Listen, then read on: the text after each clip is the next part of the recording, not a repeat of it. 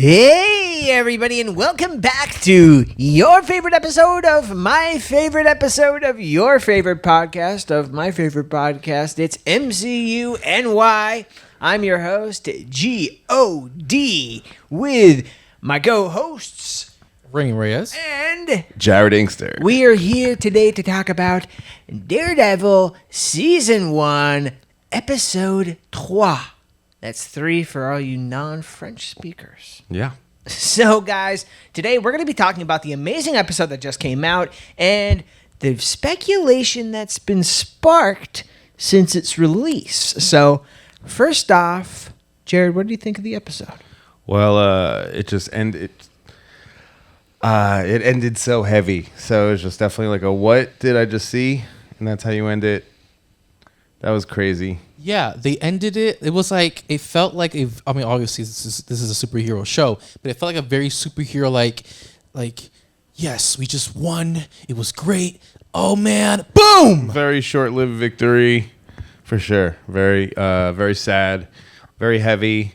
But it also brought something to the table as an episode that we rarely have gotten to see in Daredevil content, which is Matt full-blown lawyering and all the tension that came with that. Like, I think for a show that has shown that they can like do action, to have you at the edge of your seat with just a courtroom scene was super heavy, and it showed real range as far as storytelling. And it was just really, it was a heavy episode. It was just, I keep saying it, but it's heavy.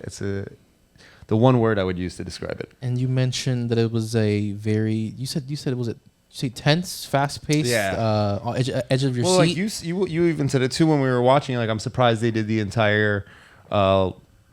Thank you. In one episode. Yeah. So I mean, but we are getting 45 to 50 to 1 hour long episodes so far, regularly so far.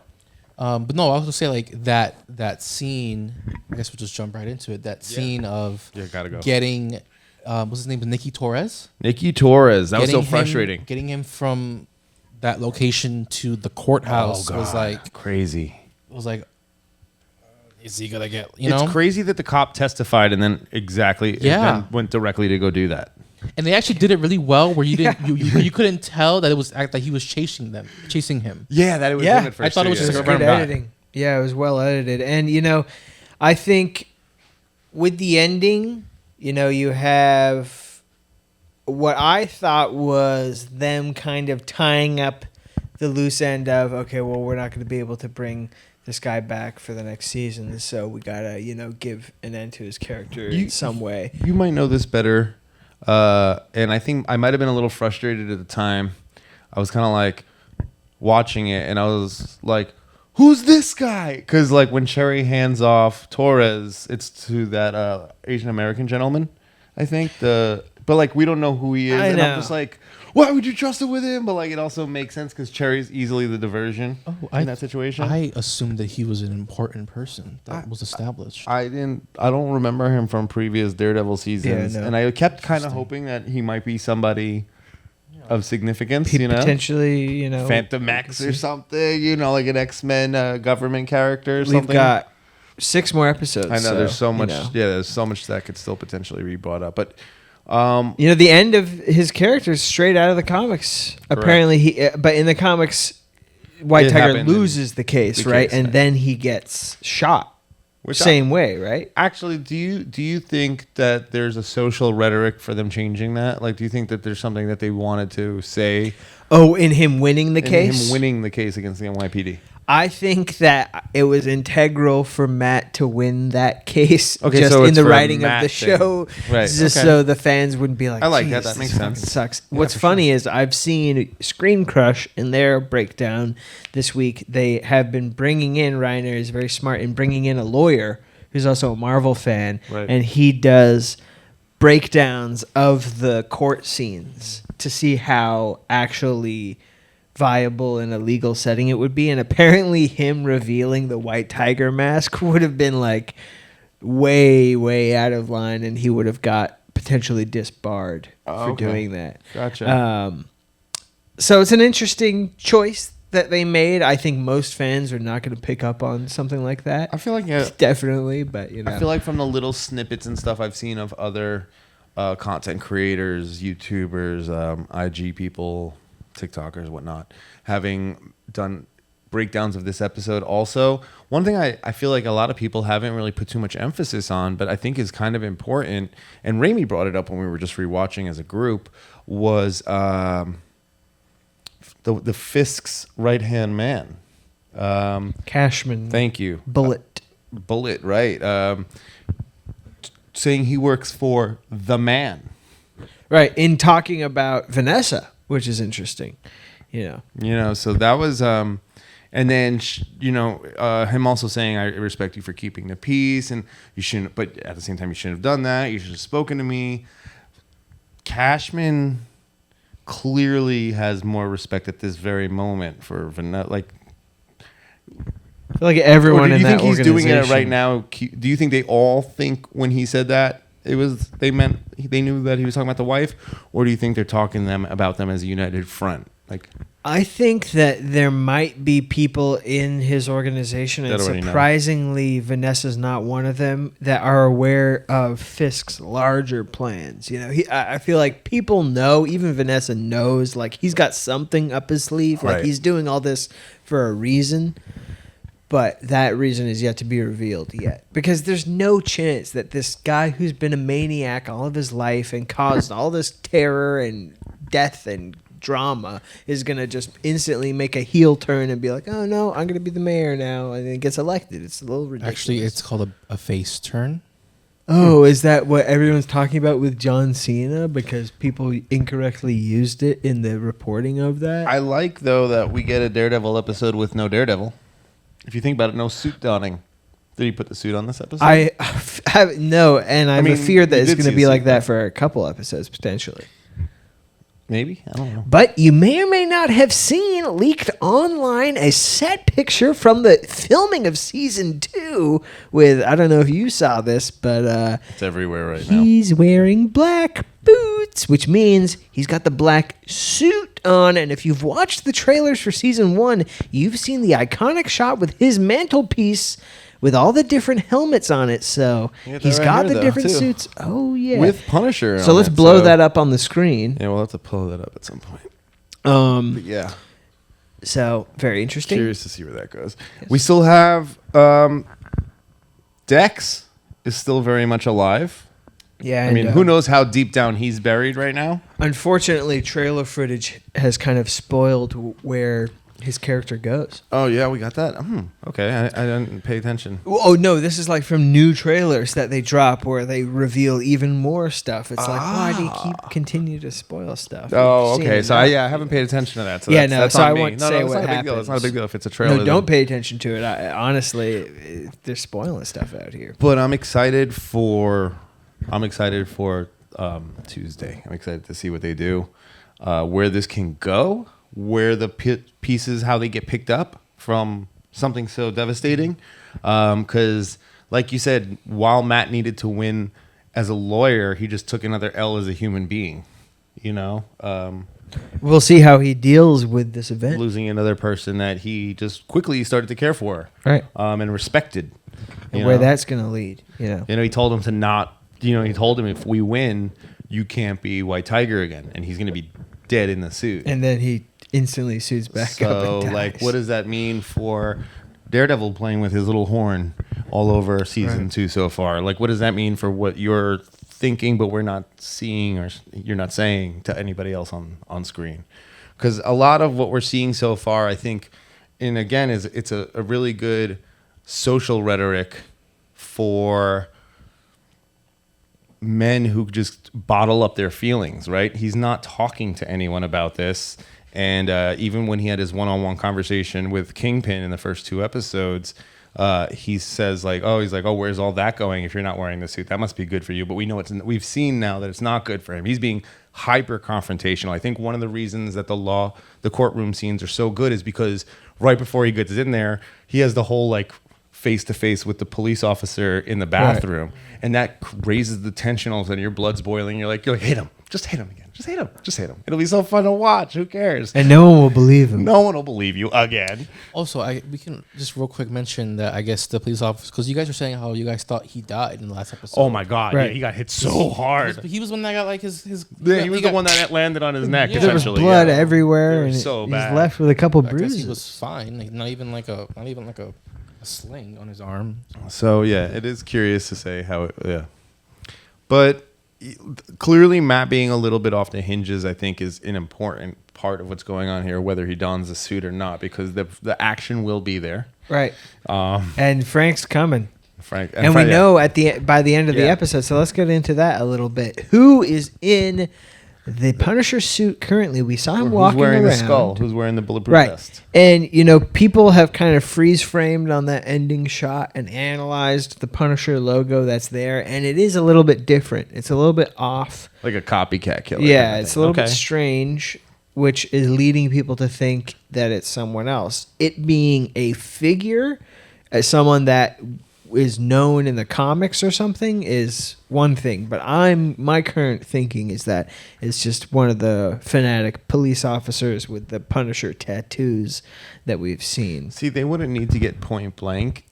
It would have been almost more fun if, because they needed, because they felt so slighted by the loss, the cops let Bullseye out to kill him. But it was such a point blank shot, you wouldn't need Bullseye for that. So he's you know like, what I mean? Well, that's true. That would have been super cool, because now you have this whole wow, they really let him out just to get back at someone kind of thing. So you think he might be impersonating? No, it would have been cool though. That would have been cool. He's That's already it. impersonated Matt.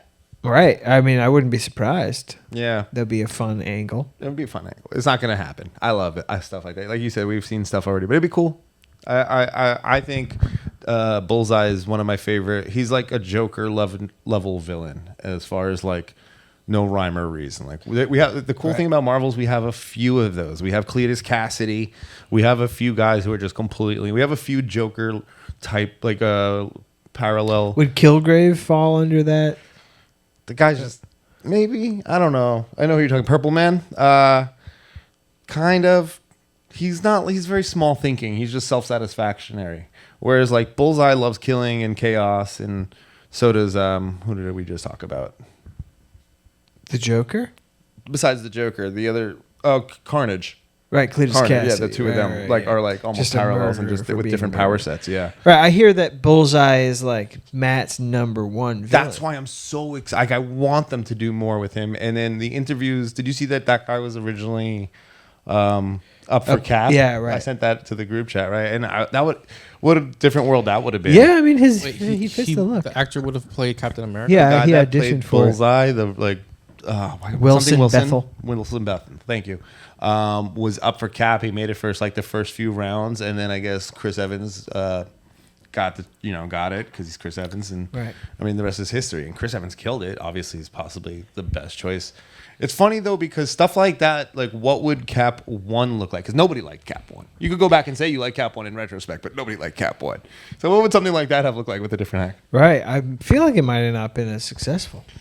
You know? Or it might have been more successful because you didn't expect so much from a not as big actor. But it's just like Famous, I mean. It's Chris Evans coming off of Fantastic Four, like everyone knows. Yeah, that's true. Yeah, he's a that's fair. Yeah, superhero already. he's got the aesthetic. Yeah, he's got the build. He's got the head. Big head. It's the perfect situation. But now, well, who do you think is in? Do you think that's the Punisher? Yeah. Do you think that's Frank, or do you think it's a copycat? A copycat. Like a police like officer not that's like... Punisher. Yeah, because like, why would he do it? I would assume it's another one of those guys that has a tattoo.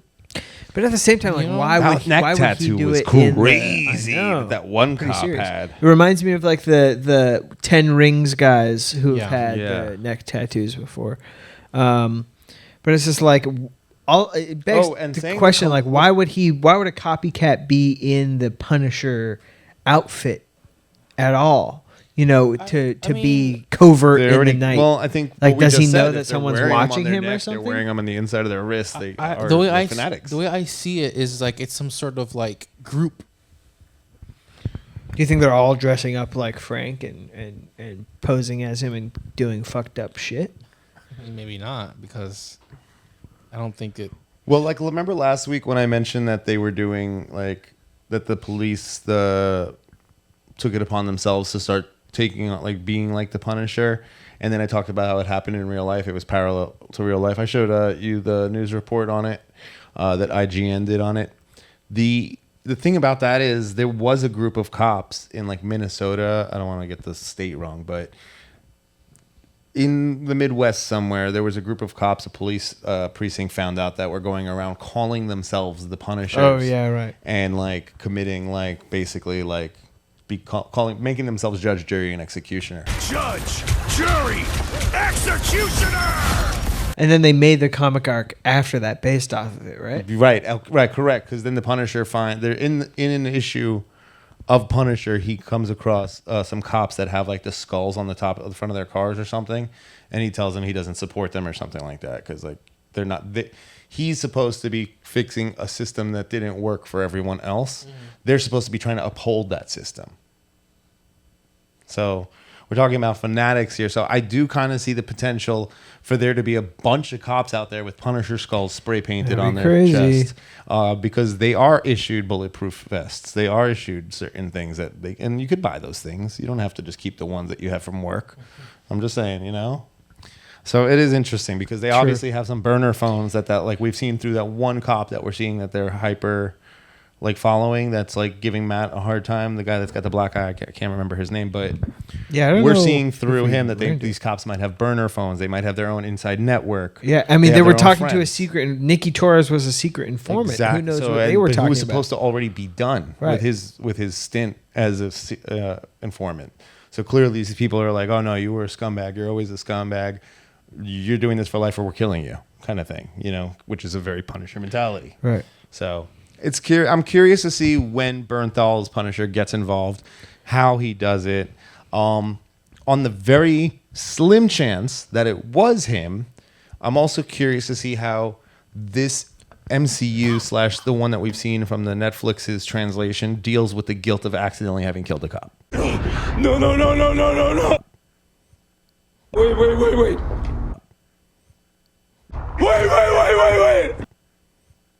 Not a cop, but a good guy.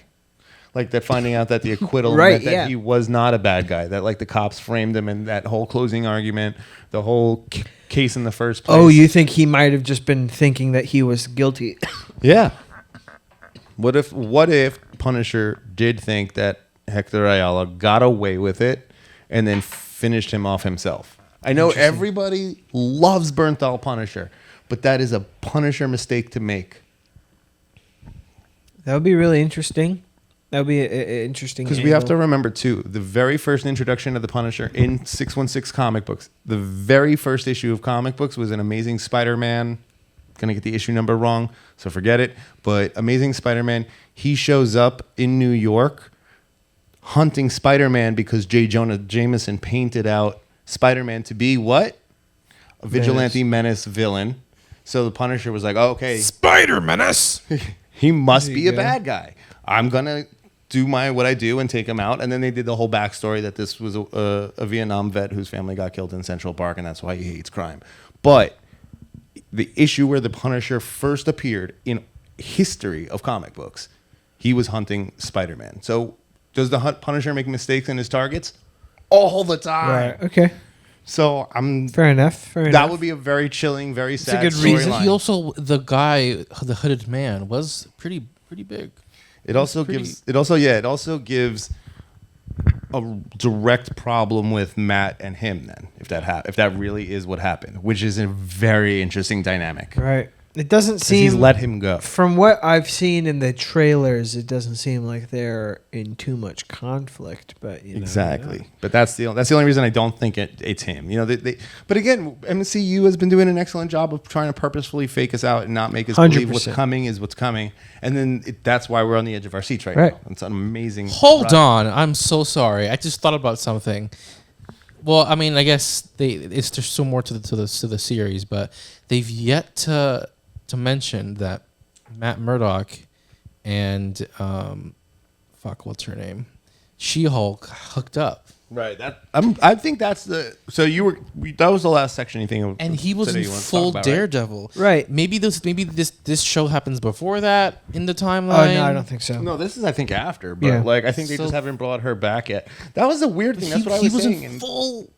episode 1, I thought she would show up prosecuting would've Bullseye loved because of the fact that her whole thing in her show was she's a super powered lawyer that will handle super powered cases. Yes. So I thought she would show up because now Bullseye has meta-like qualities. Maybe though, didn't maybe happen. superhero law has become more popular since She-Hulk was so Also true. successful Also at the end true. of her show, and now more are popping up, and of course then you one also will pop brought up in New York. San Francisco, correct, exactly. Her show takes place in a completely different place. What was Matt doing there in that storyline? I forget. There was no Reason for him to be given there? reason other than that he was there to support Luke Jacobson's trial because okay. he had made suits for him. Right. That was the reason. Right. Okay, yeah, that was interesting.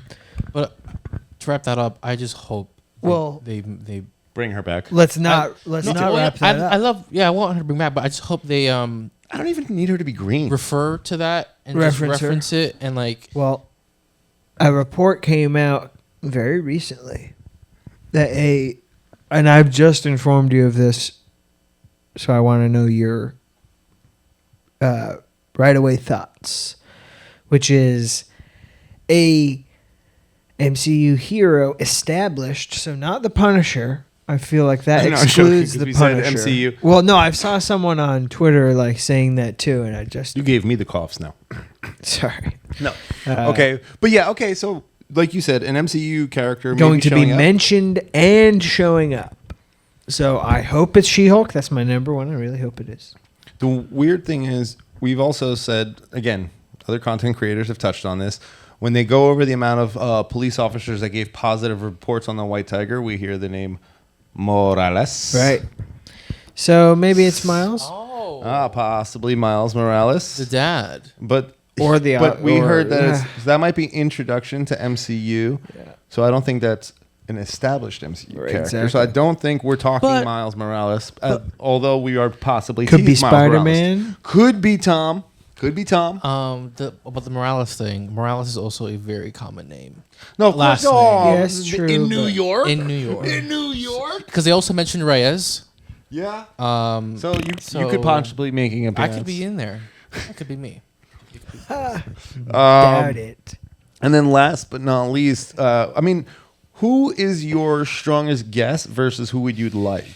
Because I'm thinking my strongest guess is Tom Holland. If we're not talking, if we're talking films and not like just, I think She-Hulk is a very strong choice. I like She-Hulk.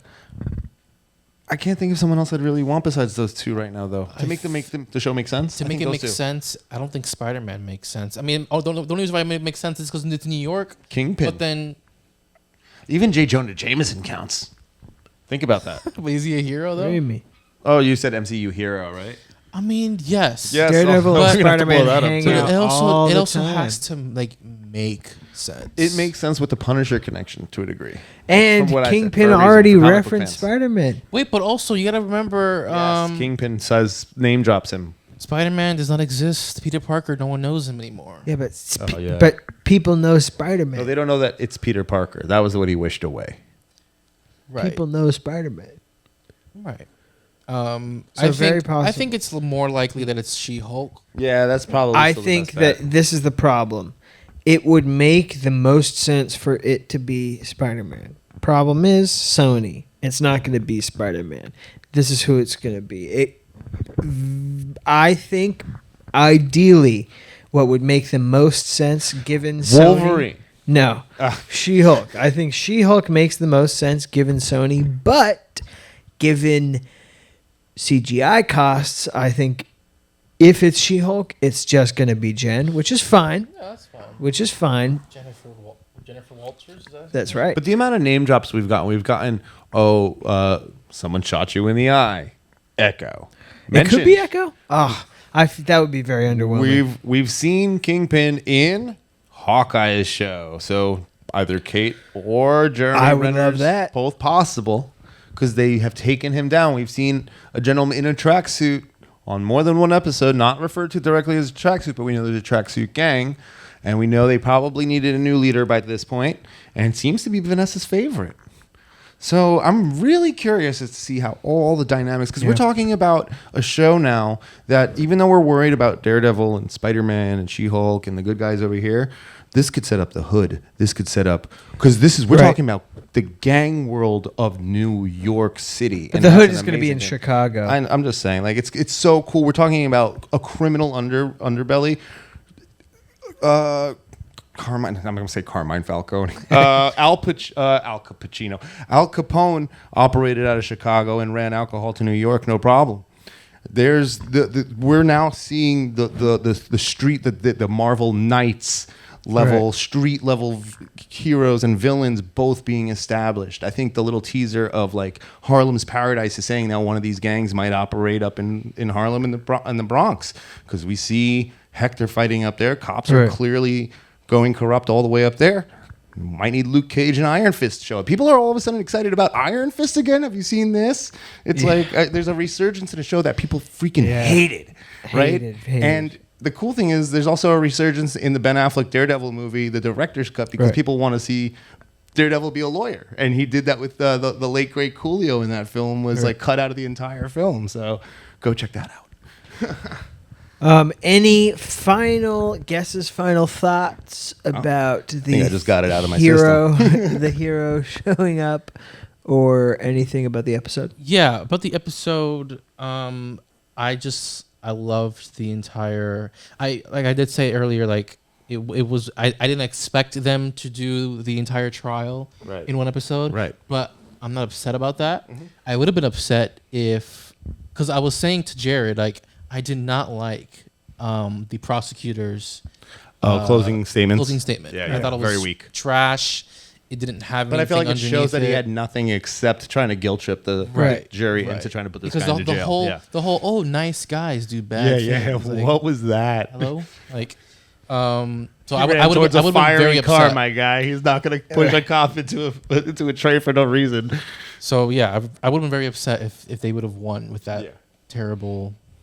We get a cathartic and then immediately destroy that. The ending destroys that catharsis, which is a beautiful thing. You know? Yeah, I think, like you said at the beginning of the episode, you know, it was very heavy, you know, and I thought Camar de los Reyes got a bunch of really great scenes, you know, talking about Puerto Rico. And, for sure. And he represented them very well. It was really cool. Yeah, and then the audio at the outro, not using a song this time, and just going with the cricket, the frog sound, was the cookie sound. Yeah. But it was that moment when the jury announced that, you know, all three counts. Yeah, everything was dismissed. Yeah, exactly. Everything was dismissed. It felt like I was watching a documentary. It was cool, like very cool. His acting, the actor that plays. Oh, he genuinely Camar de los Reyes, White Tiger. Yeah, his gratitude. Genuine, like it felt like he actually experienced that. It sucks to lose somebody in that way, but he will have because he's in the MCU and because it's such a massive franchise. He'll left his mark on the world, which is a beautiful thing. Absolutely, for sure. So. But I'm excited to see what comes, and with episode 4. Yeah, so we're not going to get a double episode release until the finale, right? That's what I believe. I believe that to be the case, yeah. Well, should give us a couple extra weeks to talk about it. Andor won't be the same. So, for next week, this has been the MCUny podcast. Later. Make sure to go watch Mickey 17. Or don't. Here, it's not very good. Yeah, I don't know. I'd see it for Steven Yeun. Props. He was interesting in that movie.